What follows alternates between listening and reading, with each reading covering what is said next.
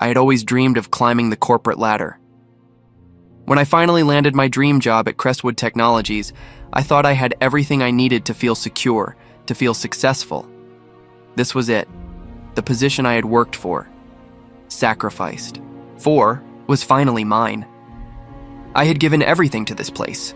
Late nights, weekends spent in the office, missing family dinners, and watching friendships fade away. But it was all worth it, right? I told myself that every day. David, my boss, had always been the perfect mentor. He took me under his wing when I first started. He'd say things like, "You've got the ambition. Just keep showing up and the rest will follow." And I did. I showed up. I showed up hard. The long hours, the extra tasks, the challenges, all of it was for the bigger picture, for the future, for that dream. But that day, the day everything fell apart.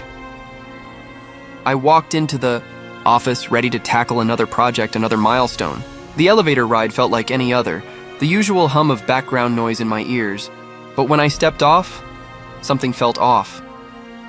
I saw Sarah, one of my co-workers, whispering to another in the break room.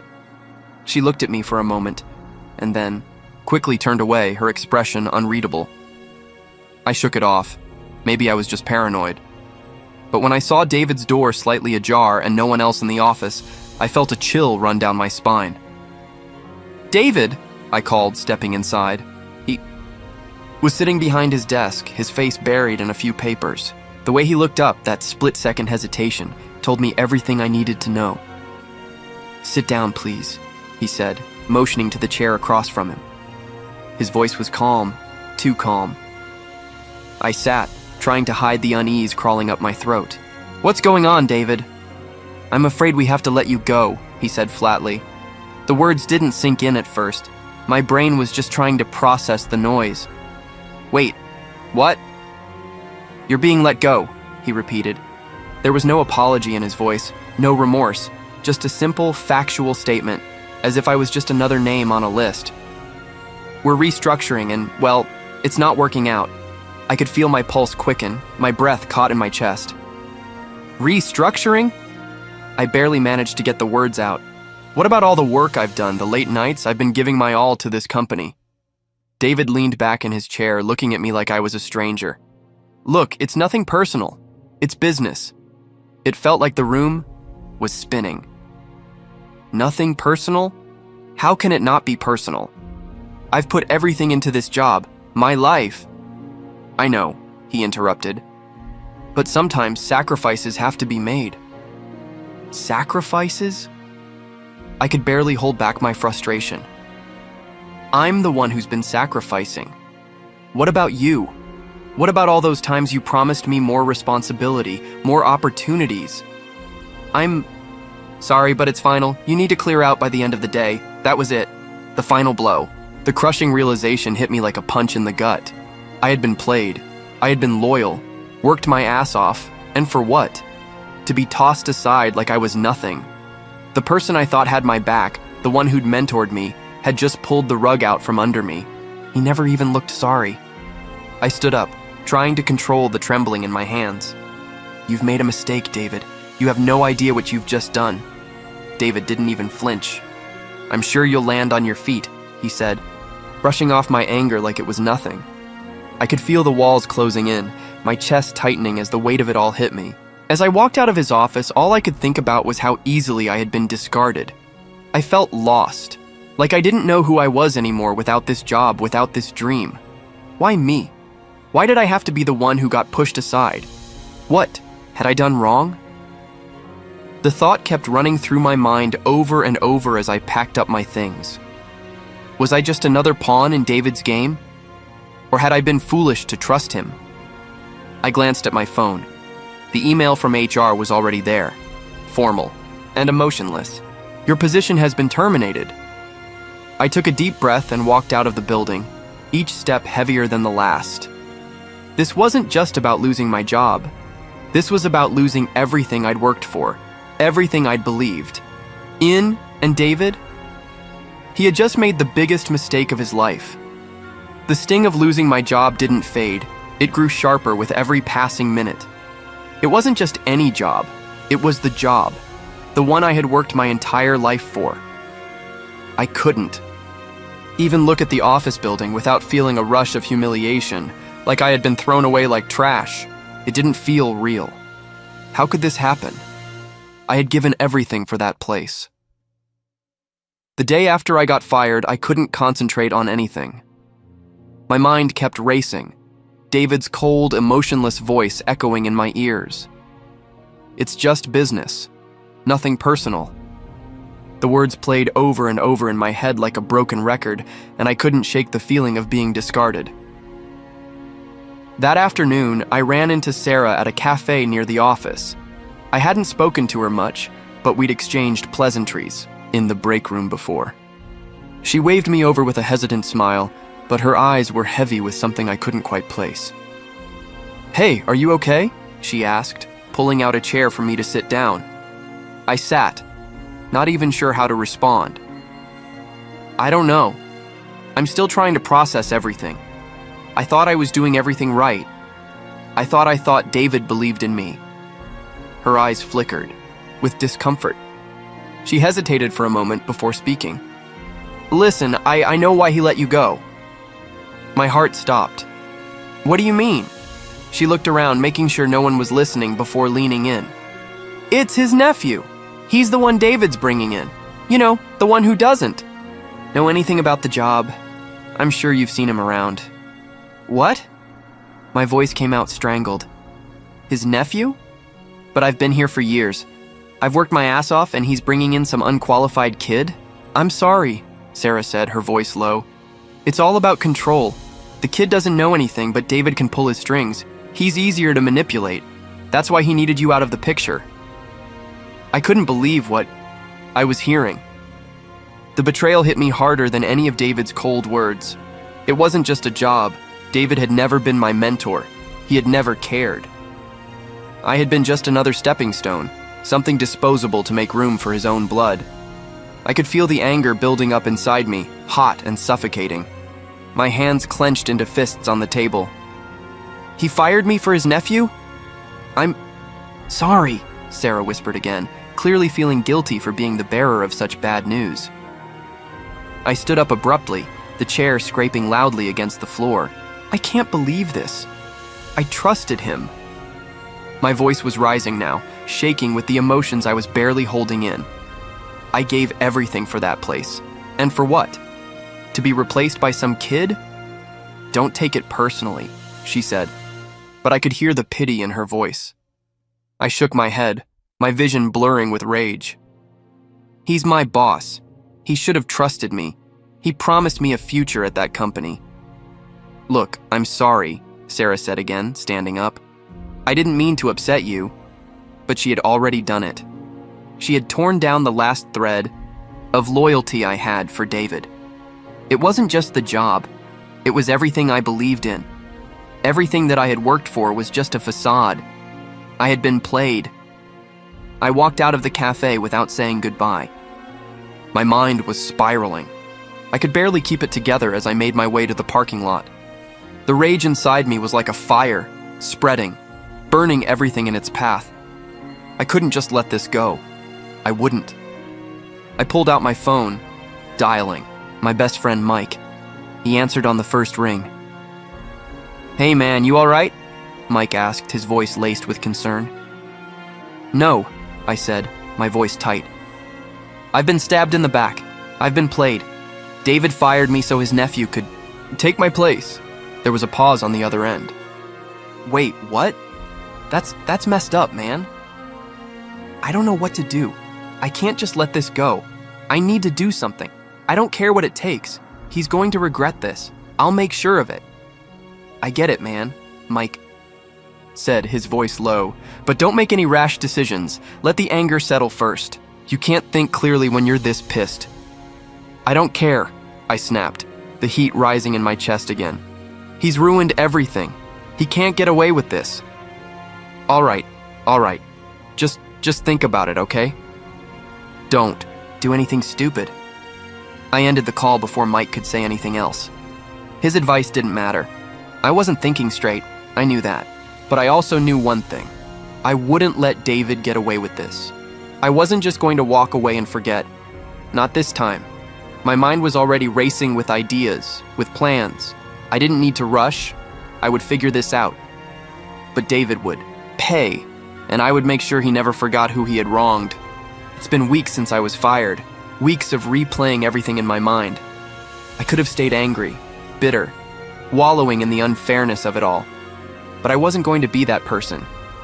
I wasn't going to let David's betrayal define me. I had worked too hard, invested too much to just throw everything away. The days felt long, stretching on endlessly. I stayed in my apartment, pacing, thinking about my next steps. There were nights I couldn't sleep, my mind racing with a million thoughts, anger, confusion, hurt. I had every right to feel like a victim, but I couldn't let that be my identity. I knew one thing for sure: I had to take control. I couldn't sit around waiting for some miracle or handout. If I wanted to prove my worth, I had to start by proving it to myself. One afternoon, I called up Mike. "Hey, I've been thinking I'm going to start my own company." "Wait, what?" Mike's voice crackled through the phone. "You're serious?" "Yeah, I've got some savings, and I'm not about to sit around and let David's betrayal be my story. I'm going to make something of myself. It's risky, I know, but it's all I've got left." There was a silence on the other end, and I could hear him thinking. "Man, that's huge. You sure about this?" "I don't have a choice," I replied, my voice steady. "I can't just keep wallowing. I need to do something. It's time for me to fight back, not just for revenge, but for my future." "All right," Mike said, his voice warming with support. "You've got this. You just got to take it one step at a time." I smiled at his words. I needed that. Someone to remind me that I wasn't alone in this. I wasn't entirely sure what the future held, but for the first time in weeks, I felt like I had a purpose again. I spent the next few days gathering resources, brainstorming ideas. Every sleepless night, every setback became fuel for my fire. I dug deep, pushing through, every doubt, every voice in my head telling me it wasn't going to work. I was building something from nothing, and it was terrifying, but I wasn't going to back down. The first few weeks were brutal. I was doing everything: marketing, accounting, reaching out to potential clients, all while trying to keep my head above water. There were days I didn't know if I was making the right choices, but I kept telling myself, if I don't try now, I never will. One night, after a long stretch of calls and emails, I was sitting at my desk when I got a text from Sarah. "How's everything going? You've been awfully quiet." I leaned back in my chair and typed back, "Building something. It's hard, but I can't sit back anymore." She responded quickly, "You've got the drive. I know you'll make it. I'm rooting for you." That simple message hit me harder than I expected. It wasn't just about proving David wrong anymore. It was about proving something to myself. I had to be more than just the guy who got fired. I had to build something that showed I could rise from the ashes. Mike was another huge support. He'd come over a few times to help me brainstorm ideas, check over contracts, and just keep me focused. "You know, you're doing something most people wouldn't have the guts to do," he told me one night, looking over some of the documents I'd drafted. "You're building your future, not waiting for someone else to hand it to you." I had to smile. "Yeah, it feels like I'm throwing myself into the fire." "Exactly," Mike grinned. "But that's where the best stuff happens. You'll come out stronger." His words stuck with me. The idea of burning away all the crap that weighed me down, starting fresh. It felt like a rebirth. The anger was still there, bubbling under the surface, but it was no longer consuming me. I wasn't a victim anymore. I was a fighter. As the days turned into weeks, I started to see small progress. The first client I signed felt like a huge victory. I called Mike that night, barely able to contain my excitement. "I did it. I've got my first client." "Dude, that's amazing!" Mike yelled through the phone. "I knew you could do it." This is just the start. It was a small win, but it meant everything. It meant that I was on the right path, that I could do this. Every little success built my confidence, piece by piece. Slowly, I was climbing back from the bottom. Every step felt like a victory, not just in business, but in my own personal growth. I hadn't forgotten about David. The thought of him still fueled me, but now it was more of a distant memory. My focus had shifted. My plan wasn't about destroying him anymore. It was about building something that stood on its own. My success would speak for itself. David's betrayal would just be another part of the past, something that had pushed me to be better, stronger, and more determined than ever. I didn't know where this journey would take me, but for the first time in a long time, I felt alive, and that was all that mattered. Starting from scratch was never going to be easy, but I had no other choice. I didn't have the same resources I had at Crestwood, but I had something more valuable: experience. That alone gave me a sense of confidence I had never known before. Every day was a grind, each decision a calculated risk. There were nights I stayed up, staring at my computer screen, asking myself if I was really ready for this, but I couldn't. Back down now, I hired a small team, just a few people to help build the foundation. At first, we were a little all over the place, no clear structure, no fancy office, but the hunger in all of us made up for it. We worked tirelessly, building something from the ground up. The hours were long and the setbacks were constant, but it felt real. For the first time, I wasn't just a cog in someone else's machine. I was making my own way. One evening, as I was wrapping up another grueling day, I looked at the progress we had made. A brand was starting to take shape. Slowly but surely, we were becoming something. Every new client, every positive review felt like a personal victory. I'd gone from being fired, tossed aside like nothing, to becoming the owner of something that was mine. The satisfaction was indescribable. "You're doing great," one of my employees, Sam, said as he walked past my desk. He had joined me in the early days, and his loyalty had never wavered. "I don't know how you do it. You make this look easy." I couldn't help but smile. It's not easy, but nothing worth having ever is. "Still," Sam said, pausing, in front of me, "I think everyone looks up to you. You've built this from nothing. It's impressive." I sat back in my chair, feeling the weight of his words. "Thanks, Sam. That means a lot." I paused, unsure how to phrase what was on my mind. "I don't want to let anyone down. I need this to work." Sam nodded. "You've got this. We all believe in you." His words felt like a reassurance that I wasn't alone in this. I had built something from the ground up, but I hadn't done it alone. Every person in this company had played a part, and I had to make sure that we continued moving forward. But as the business grew, so did the nagging feeling at the back of my mind. Every milestone felt like a win, but every success came with the thought of David. Was he watching? Was he aware of what I had built? Did he regret pushing me out only to have me rise from the ashes? I tried not to focus on him, but the bitterness was hard to shake.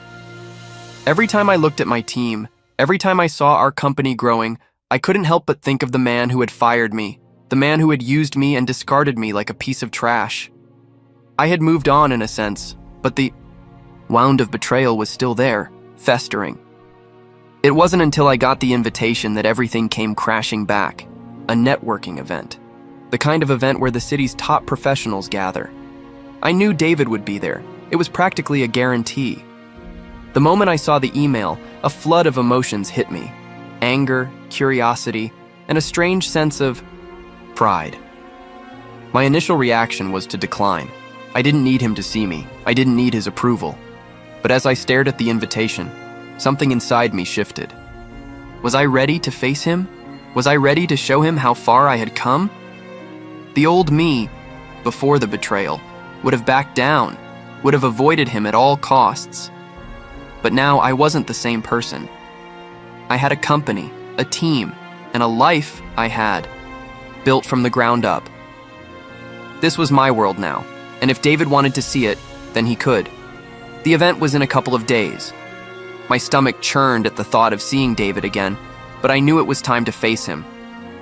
It wasn't about proving anything to him. It was about proving to myself that I could move past the hurt and stand tall.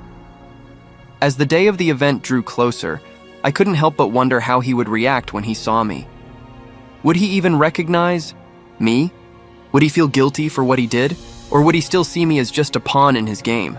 I could feel my heart beating faster as I made the decision. I was going. And when I walked into that room, I wasn't walking in as the person he fired. I was walking in as the person I had become, the person who had taken control of his life. The person who wasn't just a victim of betrayal anymore, but a survivor, a fighter, and a winner. I wasn't doing this for him. I was doing this for me. The night of the networking event arrived. My stomach churned as I walked into the sleek, glass-filled building. The city's elite mingled around me, their faces a blur of excitement and confidence. I almost felt like an outsider, even though I knew I belonged here just as much as anyone. I wasn't just another attendee, I was the person who had risen from the ashes, and tonight, I would prove it. As I scanned the crowd, I spotted him almost immediately. David. He was standing by, the bar, chatting with a few people. The same sharp suit, the same confident posture. He was still in control, still acting like everything was fine. But in reality, everything had changed. He had no idea what I had built. No idea that I was standing here, miles ahead of where he'd left me. I took a deep breath and made my way over to him. It was almost surreal, like I was walking toward my past, yet it felt like I was watching this version of me from a distance. I couldn't help but smile, the kind of smile you get when you know a secret someone else is about to find out. "David," I said, my voice calm, steady. He turned around, eyes scanning me for a moment before narrowing. His gaze shifted with a hint of confusion. "Yes?" he asked, his voice polite but distant, as if I were just another face in the crowd. I let the silence linger, watching him carefully. He hadn't recognized me yet, but I could tell something was off. I was no longer the guy who had sat in his office, eager for validation. I wasn't the same person who had left his office in defeat. I was stronger now. "It's me. I used to work for you," I said, finally letting the words sink in. For a split second, his face went pale. The shock was immediate, and I could see the gears turning in his head. Recognition hit him like a wave, and for the first time since I'd met him, I saw something resembling guilt in his eyes. It was only a flicker, but it was there. I held my ground, watching him squirm just a little. "Wait," he stammered, his voice cracking slightly. You're... Yes," I said, cutting him off. "I'm the one you fired. The one you pushed out for your nephew." The words left my mouth with a cold precision that felt almost satisfying. David looked around, clearly uncomfortable. Now, his posture shifting defensively. "I didn't expect... This isn't..." He trailed off, not knowing how to finish his sentence. I could see the wheels turning in his head, trying to process the fact that the person he had discarded was now standing in front of him, in a room full of people who respected him. "I see you're still doing well," I said, nodding toward the people he was talking to. "Still running the show, I take it?" David's jaw clenched.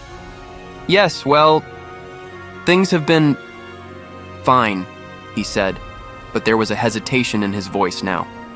He wasn't the confident leader I remembered. He was defensive, trying to cover up the discomfort I was causing. I watched him, feeling a strange sense of calm wash over me. This was it. The moment I had been waiting for. It was hard to explain, but standing there in front of him, seeing the guilt in his eyes, it was like a weight was lifted off my shoulders. I didn't need to take revenge on him. My success was my revenge. I didn't need to say another word.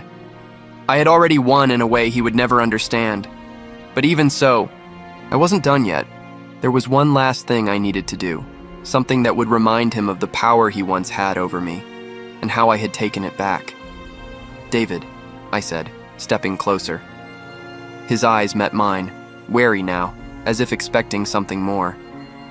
"I hope everything is still going smoothly for you, but I'm doing just fine. Actually, better than fine. I'm building something of my own now, and it's thriving. I could see his discomfort grow. That's good to hear," he muttered, his voice tight. "I think you'll hear a lot more about it soon enough," I added, keeping my tone light but firm, and just like that I turned and walked away, leaving him standing there with his thoughts. I didn't need to say anything else. The look on his face was enough. For the first time, I didn't feel the sting of betrayal. I didn't need to prove anything to him or to anyone. I had done it. I had built something. I had risen higher than he ever thought possible, and that was the best revenge I could have asked for. As I left the event that night, I realized something important. Revenge wasn't about getting back at someone. It wasn't about making them feel the same pain they caused. It was about moving forward, creating something better, and making sure they could never touch you again. My success was my answer, and that was enough. I thought I was past it. I thought I had moved on. My business was thriving, and I felt at peace with the past. But even as I sat in my office, surrounded by the success I had worked so hard for, a small, gnawing part of me couldn't shake the image of David. The man who had fired me without warning, discarded me like I was nothing. I should have been content. I had built something real, and I didn't need revenge. But deep down, I knew I wasn't fully free from him yet. It started with a rumor. I overheard one of my employees talking about David's company during lunch. "You heard about Crestwood? Things are going downhill," she said. "They're losing clients and people are jumping ship." I froze. Crestwood? His company? A part of me wanted to ignore it. After all, I had bigger things to focus on, but curiosity got the better of me. The next few days, I dug deeper. Word on the street was that David's company was struggling. His nephew, the one he had fired me for, wasn't cutting it. Clients were pulling out, and the staff was starting to lose faith in him. It was exactly what I had suspected. The foundation of his success had always been shaky, built on nepotism, not merit. Now, it was starting to crack. I couldn't help but feel a little satisfaction. Part of me wanted to dive in, to take some action, but I had learned a valuable lesson. I didn't need to get my hands dirty. His mistakes were catching up with him all on their own. His pride, his selfishness, they were all unraveling, and I didn't have to do a thing. One afternoon, I met Mike for coffee. He could see the conflict in my eyes. "What's up, man? You seem like you've got something on your mind." I sighed and leaned back in my chair. "David, his company's falling apart." Mike raised an eyebrow. "Seriously? I thought he had it made." He did. But it was all built on lies, on nepotism. Now his nephew's running the place and it's failing. I paused. I could step in. I could take advantage of his weaknesses. But I don't think I need to. Mike looked at me thoughtfully. "So, you're just letting karma do its thing?" "Exactly," I said, my voice steady. "I don't need to be the one to destroy him. His pride will do that for me. All I have to do is sit back and watch." I felt a rush of calm as I said, "The words." I wasn't going to lower myself to his level. I wasn't going to actively ruin him. But I was going to enjoy watching him fall, knowing that it was his own actions that had led to this point. Weeks passed, and things only got worse for David. Word spread about the mismanagement, the internal conflicts, and the dissatisfaction among his employees. The cracks in his empire deepened. He had built it all on a shaky foundation, and now it was collapsing piece by piece. Every time I heard about his struggles, a small part of me felt a sense of justice. He had taken so much from me. Now he was losing everything. But there was something else that gnawed at me, his pride. It was one thing to watch him struggle, but I wanted him to understand why it was happening. I wanted him to feel the weight of his own decisions. I didn't want him to think it was just bad luck or coincidence. He needed to know that this was his doing. So I did something I hadn't planned on. I reached out to a few people who used to work for him. They had been loyal to me when I worked at Crestwood, and they had no love for David. I asked them if they had noticed the cracks in his foundation too, and if they had heard anything that would confirm my suspicions. The next day, I got a call from an old colleague of mine. "You're right," he said. "It's a mess over here. People are jumping ship, and the new guy, David's nephew, doesn't have a clue. They don't even trust him. He's not cut out for this." That was all I needed. I sat back in my chair, allowing the feeling of quiet satisfaction to wash over me. David's downfall wasn't my doing. It wasn't a direct hit from me. It was the result of his own decisions, his own arrogance. I didn't need to destroy him. He had already done that himself. Days later, I received an invitation to another networking event. This time, I knew I would see him again. David, the man who had once been my superior, now struggling to stay afloat. Part of me wanted to confront him, to rub it in his face that I had made something of myself while he was falling apart. But as I read the invitation, I realized something. I didn't need to.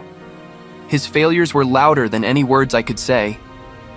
The night of the event, I walked in with my head held high. I didn't even look for David. He didn't matter to me anymore. My focus had shifted.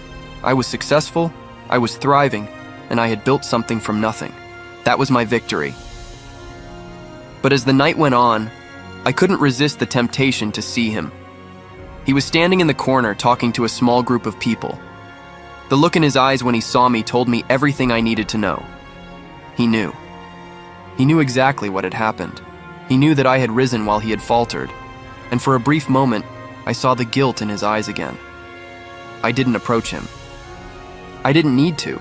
My success, the success I had earned on my own, was all the revenge I needed. I wasn't the person he had fired anymore. I was someone completely different, someone who had learned, grown, and fought for everything I had. And David? He was a reminder of who I had been, and who I never wanted to be again. Karma had done its job, and for the first time, I felt free. It was hard to ignore the satisfaction that gnawed at me as I heard the news. David's company was crumbling. Slowly, like a building that had been badly constructed, it was falling apart piece by piece. Clients were pulling out, employees were leaving, and the reputation he had worked so hard to build was eroding in front of him. I didn't need to do anything. I had built my empire, and now karma was taking care of the rest. David had wronged so many people, myself included, and I couldn't help but feel like the universe was finally balancing the scales. He deserved this, every bit of it.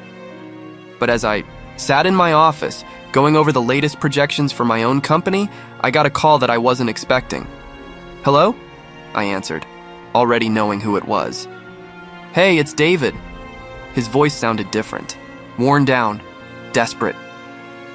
I leaned back in my chair, a small, bitter smile forming on my face. "David, what's up?" He paused, and I could hear the struggle in his voice. "I need your help." I couldn't help it. I chuckled softly. "Help? With what exactly?" "I'm serious," he said quickly, his tone tightening. "My company is going under. The people I've relied on for years are leaving and His voice cracked. "I need your resources. You've got everything. You've built something real. I need you to help me save Crestwood. Please." The desperation in his voice was unmistakable. Part of me wanted to laugh, but another part of me felt something else, something I hadn't expected. Pity. It was only a fleeting feeling, though. "You're asking me for help?" I said, my voice low and steady. "After everything you did to me? After throwing me out like I was nothing? He stumbled over his words. "I know what I did was wrong. I was foolish. I thought I could just keep going. But I was wrong. I need you, please. If you could just help me get through this..." I cut him off. "No, I don't think I can help you." There was silence on the other end. He must have been shocked by how cold I sounded. But I had no sympathy left. "For him? Why?" he asked, his voice softer now, almost pleading. I leaned forward in my chair, my hands gripping the arms. I could feel my heart pounding, but it wasn't anger that I was feeling. It was finality. Because you had your chance, David. You had the opportunity to do the right thing, to keep things fair. But you chose to push me aside, to use your position for your own benefit. Now look at you. You've lost everything. I don't need to lift a finger. Karma's already doing its job. Please, he said again. I didn't realize what I had until it was gone. I've been trying to fix everything, but it's too late. No one will help me. You're the only one who can. I shook my head, even though he couldn't see me. I'm sorry, but I'm done helping people who don't deserve it. You made your choices, David. You can't expect to get another shot just because you've hit rock bottom. There was a long pause, and I could hear his labored breathing on the other end. I almost felt bad for him. But then I reminded myself of everything he had done. This was the consequence. This was the price of his selfishness. I understand, he finally said, his voice almost a whisper. I thought you'd be different. I thought you'd be the person who would help. I'm not that person anymore, I said firmly. You broke me, David. You broke a lot of people. And now you're facing the consequences. No one can save you from that. For a moment, there was only silence between us. Then, David sighed, deeply. I guess I deserved this.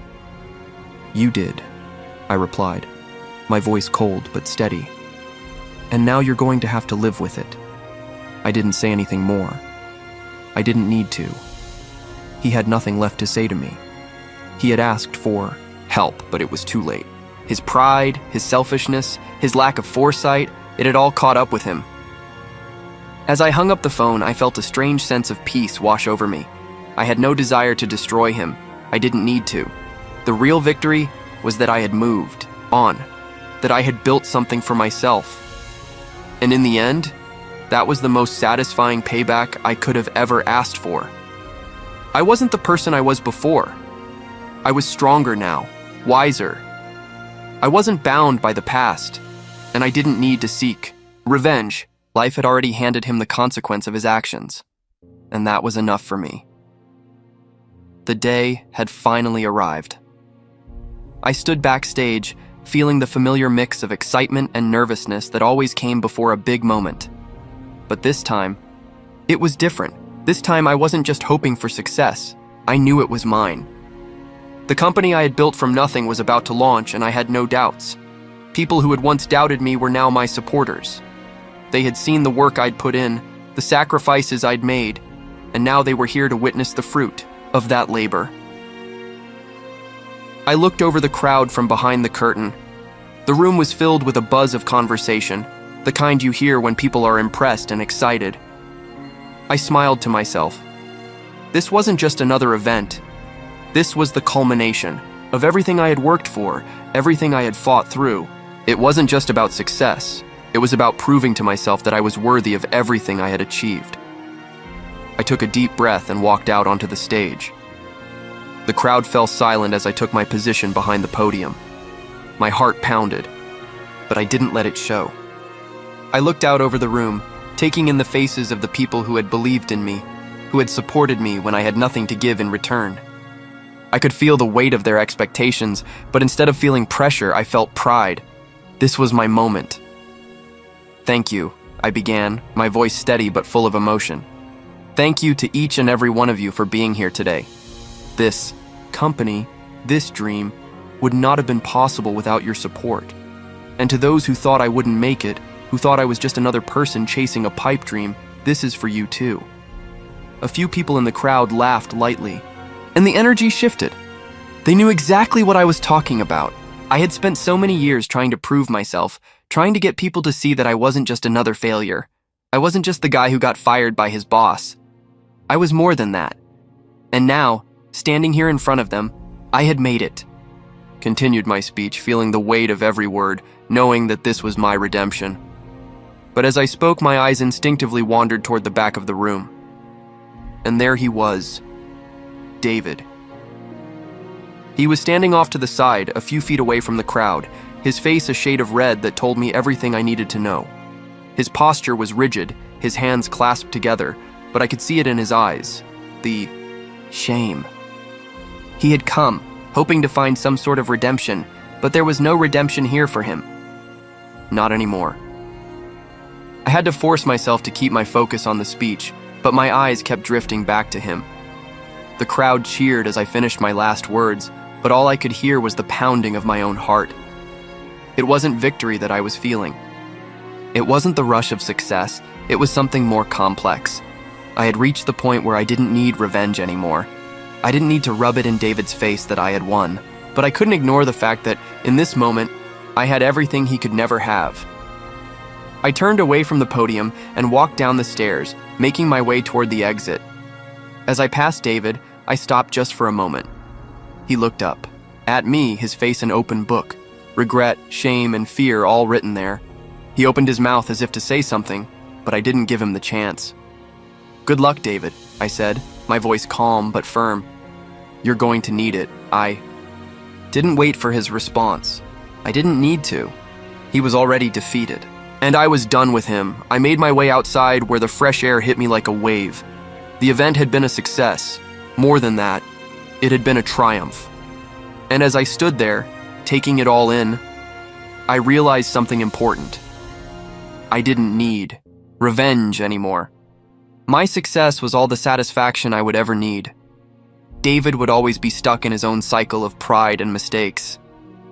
He would never know what it felt like to create something real, something that couldn't be taken away. He had his chance, and he had lost it. Now he would have to watch as I continued to rise, as I built something that would last. The past was behind me now. I had finally made it to where I wanted to be, not because I needed to prove something to anyone else, but because I had proven it to myself. And in that moment, standing alone outside the event, I felt a peace I hadn't known before. I didn't need to chase anything anymore. The life I had built was already mine. As I looked back at the building, the lights flickering through the windows, I couldn't help but smile. I had won, and that was enough. As I walked away from the event, I could feel the weight lifting off my shoulders. The night had been everything I'd hoped for and more. The launch was a success. My company was on its way to something big. But more than that, I had finally let go of the anger, the bitterness, the need to prove myself.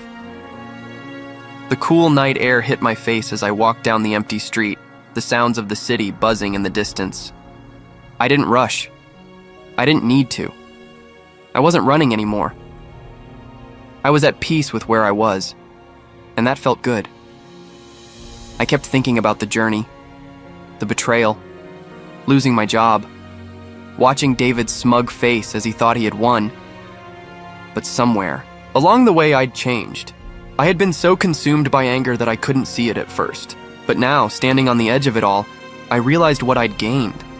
I had taken the pieces of myself that David had tried to destroy and used them to build something better, something real, something that couldn't be taken away. And I was proud of that. It wasn't about revenge anymore. No. That was a part of the past I was leaving behind. It wasn't about proving anyone wrong. It wasn't about showing David that I was better than him. It was about showing myself that I could survive anything, that I could build from nothing and create something that mattered. I took a deep breath, looking up at the stars above me. They seemed to shine brighter tonight, like they were reflecting everything I had fought for. I didn't need to hold on to the anger. The truth was, the hardest part wasn't letting go of David or the past. It was letting go of my need to be hurt. The anger, the pain, all of it, it had been what fueled me for so long. But I had outgrown it. I had finally come to understand that the best revenge wasn't taking something from someone else. It was building something that no one could ever take from me. And in that moment, I realized just how much I had changed. I wasn't the same person who had walked into David's office all those months ago. I wasn't the person who had been fired, humiliated, and betrayed. I was stronger now, wiser. I knew who I was, and I knew what I was capable of, and I didn't need anyone's approval anymore. I smiled to myself as I approached my apartment. It was a small step, but it felt like a giant leap. I had done it. I had turned the worst moment of my life into the best thing that ever happened. To me? David? He was nothing now. a distant memory, a lesson in the price of selfishness. I didn't need to waste any more time thinking about him. My future was bright, and it was mine to shape, and that was the only thought I needed to carry with me